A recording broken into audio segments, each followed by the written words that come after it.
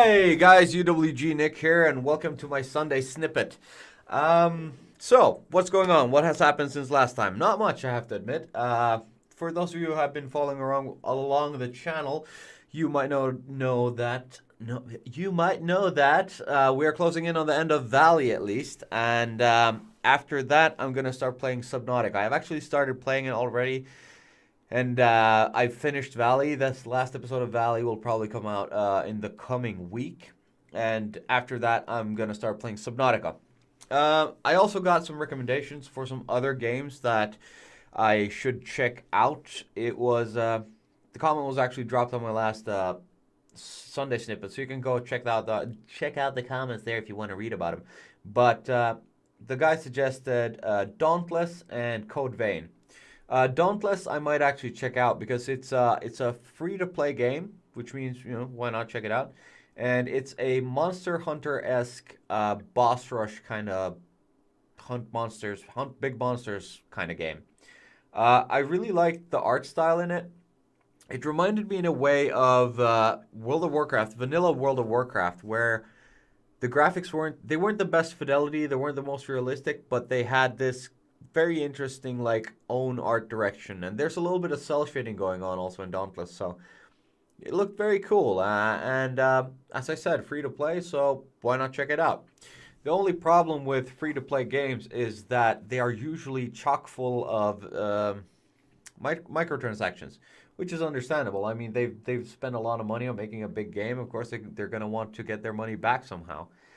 So I'm fine with microtransactions in free to play games, but it comes down to how they treat players who don't spend a lot of money in the game. Like, if you're not willing to buy every upgrade, to buy every item to get forward in the game, does it turn into this massive grindy slog? Like, will the developers just kneecap everybody who doesn't pay for the games and leave us bleeding and crawling in the dust behind all the players who do pay for their game or pay for their stuff? It comes down to that if you're going to enjoy it or not. But as I said, it's a free-to-play game, so I might as well check it out. Keep in mind that the thing that I just said about the microtransactions, I don't have any source for any of this. This is just me thinking and considering possibilities, or not possibilities, risks, rather, in Dauntless. Code Vein, on the other hand, looked like a Soulsborne-esque game. It's basically, you are a vampire who survived some kind of a holocaust, and the world's gone to shit, and there's demons everywhere, and you walk around in a very Dark Souls-like style. You kill monsters. Those of you who have seen Dark Souls or Bloodborne, you know what I'm talking about. The combat seemed a little faster than Dark Souls. Maybe not at the pace of Bloodborne, though. Can't really say, just saw a short video of it. But, yeah, you're a vampire, you have blood-based abilities, and everything is really difficult and tries to kill you. So that's about it. I don't know if I'm going to play that on the channel, at least, because here's the thing with high-risk games or high skill ceiling games, not skill ceiling even.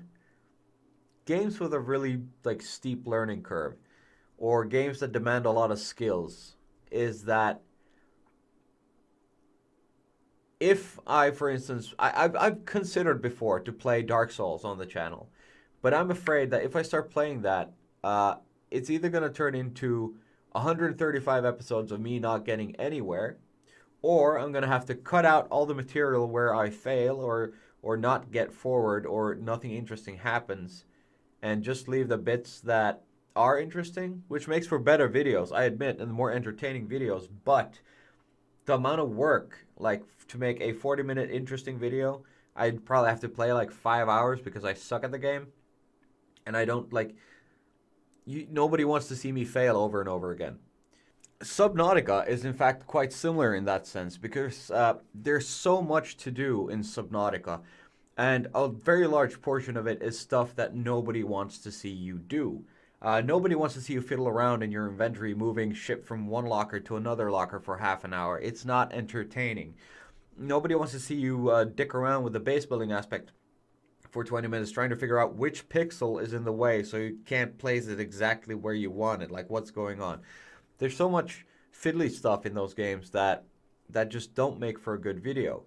And I don't have time to edit the videos as much as I would like to, in fact. And I don't have time to spend on playing a game, trying to make a video or trying to make content and not be able to use most of it, at least. In fact, I've now, as I said, started playing Subnautica. I noticed there already there's a lot of stuff that I need to cut out. So if I want a one hour video, I'm probably gonna have to play for 1.5 hours. I don't have time for this kind of stuff. I'm not a full-time YouTuber, as you might know, looking at my sub count currently. I think actually I'm up to 48 now, which is the highest I've ever been. 2 more and we'll hit 50. Either way, so I'm not a full-time YouTuber. I have a full-time job that I do from Monday to Friday, which includes a lot of traveling as well. So many days a week I'm completely gone, or many days a month, let's put it that way. So I'm not home at all. Apart from that, I also have my hobby, which is acrobatics, which I teach in like 3 different groups. So, for instance, Mondays I go to work in the morning, and directly after work I head over to teach acrobatics, and I come home like 4.5 hours later, and I go to bed and sleep. Tuesdays I come home after work for about 1.5 hours, and then I go again teach acrobatics and come home and sleep. So Tuesdays I could play. No, I can't, because we just, as I said, 3 months ago we bought a house. There's a shit ton to do in this place still. Not even talking about the normal upkeep of doing dishes, cleaning stuff, and blah, blah, blah, taking out the trash, shit like that. So Tuesday is also off limit. Wednesday, exactly like Mondays, there is no time. Thursdays, I have the evening free, actually, but I've been doing para-acrobatics for a few years. And lately, actually, I haven't been training it much, but now my partner's waking up again and going like, hey, we should get back to training. And she would like to do it on Thursdays, which would mean that Thursday's not a gaming night either. That leaves Friday, Saturday, and Sunday. I also do acrobatics on Saturdays, but that's like, takes me about maybe 3 hours in the middle of the day. So I still have like early or morning till early afternoon, and then evening to play. Unless I have to do something special with my girlfriend or with the house or something like that. But it leaves me like Friday, Saturday, and Sundays. Those are my productive days for YouTube. During this time, I need to make an entire week's worth of video content in order to keep videos coming out at the pace on the channel that they have so far. And I really want to keep this pace up. When I started, I actually did it 7 days a week. I had videos. That was too much. I couldn't keep up because I don't have the time to spend during the week to make videos. I have to make them during the weekend. That's why weekends are empty now. Those are my production days. So yeah, I want to keep videos coming, but I don't have time to like spend tons of hours on creating content that can't be used. Everything has to be it has to be good. Everything I make has to be the first take, so to speak. First take. I don't have that much time to spend on editing or wasting time on video games. So Subnautica is going to be a little bit of a challenge, but we'll see how that goes. It should be good. At least it's a gorgeous game in ultra wide. The colors really pop. The new eye candy update they gave to it is mind blowing. Makes everything look so nice. Also, the audio work in Subnautica is fantastic. The noises that the creatures make, like when they swim right up against you from behind, oh my god, it's straight up terrifying. Then we turn around and you see what the fuck it is, it just gets worse. Yeah, I've really been enjoying the game so far. What else? As I said, we bought a house 3 months ago, so there's still a lot of like buying things and getting things fixed and making it work the way we want it to work. Especially this, my man cave. I've put a lot of time into this. I have audio foam, as you can see, up on the walls everywhere. I even have it in the roof. I have lights behind the screens. Whoops, sorry.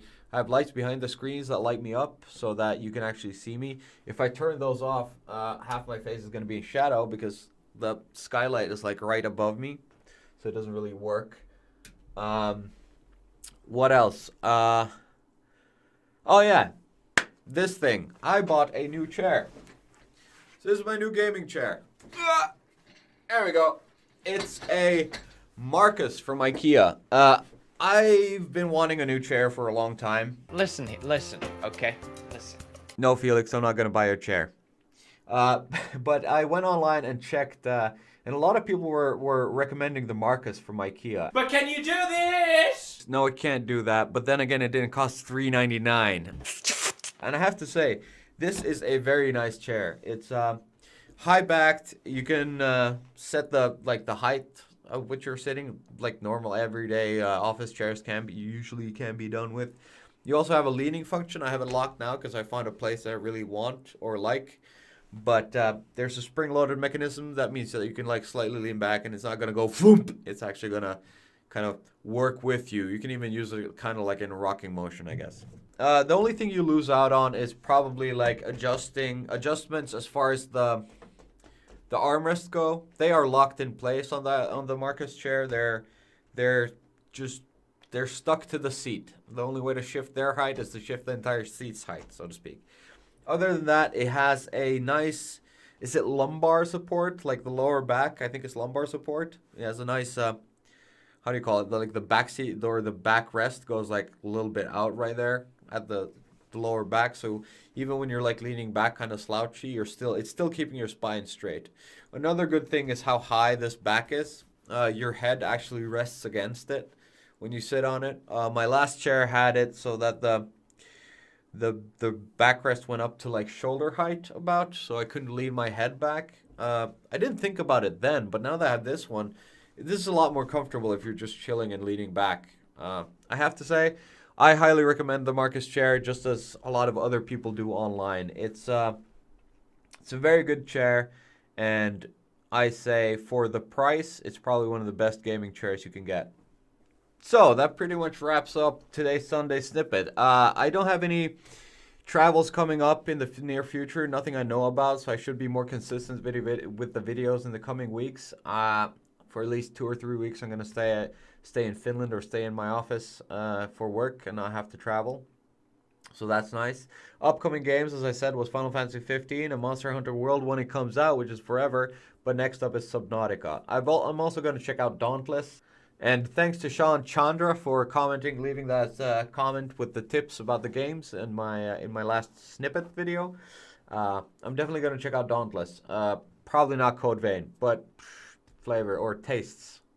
Preferences, whatever you want to call it. I hope you're still going to keep watching my stuff, though. So yeah, I think that's about it. I think I'm going to wrap up the Sunday snippet here and see you in the next one. Bye-bye.